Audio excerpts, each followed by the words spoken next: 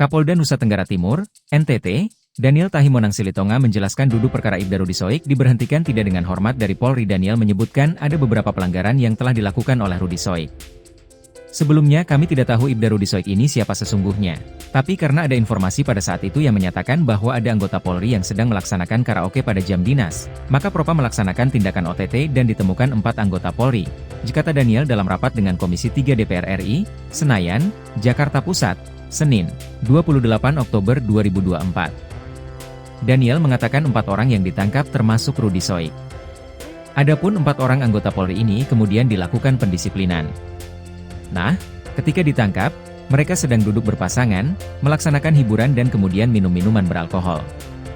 Nah, atas peristiwa ini, maka Kabid Propam melaporkan kepada Kapolda dengan informasi khusus sehingga saya mendisposisi untuk dilakukan proses secara hukum, kata Daniel. Propam kemudian menjatuhi hukuman penempatan khusus selama 7 hari dan mesti meminta maaf pada institusi Polri. 3 orang menerima keputusan itu, sedangkan Rudi menolak dan meminta banding.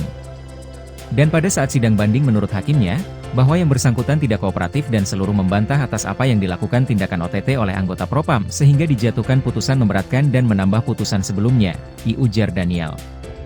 Putusan sebelumnya kami perlu sampaikan, yaitu meminta maaf. Perbuatan ini merupakan perbuatan tercela dan penempatan pada tempat khusus selama 14 hari dan demosi selama 3 tahun. Itu hukuman pertama yang diberikan, katanya. Rudi Soik tak menerima keputusan itu dan meminta banding lagi. Pemeriksa justru menemukan fakta bahwa ide dari pelaksanaan karaoke berasal dari Rudi. Oleh karena itu, diputuskan, ditambah hukumannya satu saja hukumannya ditambah, yaitu demosi dari 3 tahun menjadi 5 tahun. Dan patsusnya menjadi 14 hari, ditambahnya. Di tengah kasus tersebut, Ibda Rudi dikatakan melakukan penangkapan terhadap sosok yang diduga pelaku mafia BBM. Disebut jika pertemuan di tempat karaoke ditujukan untuk analisa dan evaluasi soal kasus BBM. Kemudian selalu mengatakan bahwa karaoke ini adalah tempat safe house mereka gitu untuk rapat.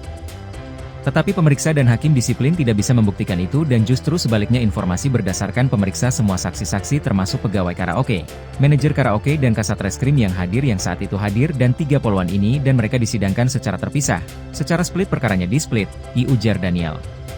Selama berlangsungnya pemeriksaan ini terus, terduga pelanggar Rudi Soik ada dalam pengawasan. Pada saat dilakukan pemeriksaan ini, ternyata Ibda Rudi Soik ini memfitnah juga anggota Propam yang menangani perkara ini, mengatakan bahwa anggota Propam inilah yang menerima setoran dari pelaku BBM, ditambahnya. Dikatakan bahwa anggota Propam yang disangkakan tak terima dan membuat laporan polisi. Saat proses pemeriksaan, Ibda Rudi Soik diketahui tak berada di wilayah semestinya tanpa pemberitahuan. Ibda Rudi Soik menyangkal juga, saya tidak pernah ke Jakarta. Disidangkan dan dihukum selanjutnya kasus yang dilakukan berangkat ke Jakarta itu, setelah diputus selanjutnya diperiksa dia tidak berada di kantor. Dia tidak masuk berturut-turut selama 3 hari dan itu akan menyulitkan Propam untuk perkara ini dan diperiksa lagi dibuat laporan lagi, karena tidak masuk dinas selama 3 hari berturut-turut dan diputuskan itu pelanggaran hukum disiplin perbuatan tercela, ditambahnya. Adapun pelanggaran kelima, yakni pemberian garis polisi terhadap tempat yang diduga melakukan penyalahgunaan BBM. Disebut jika tindakan itu melanggar SOP. Yang terakhir yang kelima adalah laporan dari orang yang dilakukan pelis lain. Pihak terkait, melaporkan kepada Polda bahwa, drum saya di pelis lain saya akhirnya, usaha saya, nama baik saya jadi tercemar. Itu juga diproses oleh Propam dan itulah kasus yang kelima, pelanggaran SOP yang melakukan tindakan penyidikan tanpa administrasi penyidikan dan tanpa prosedur, ujar Daniel. Dan itulah yang disidangkan dan diputuskan untuk Ibda Rudi Soik tidak layak dipertahankan menjadi anggota Polri, imbuhnya.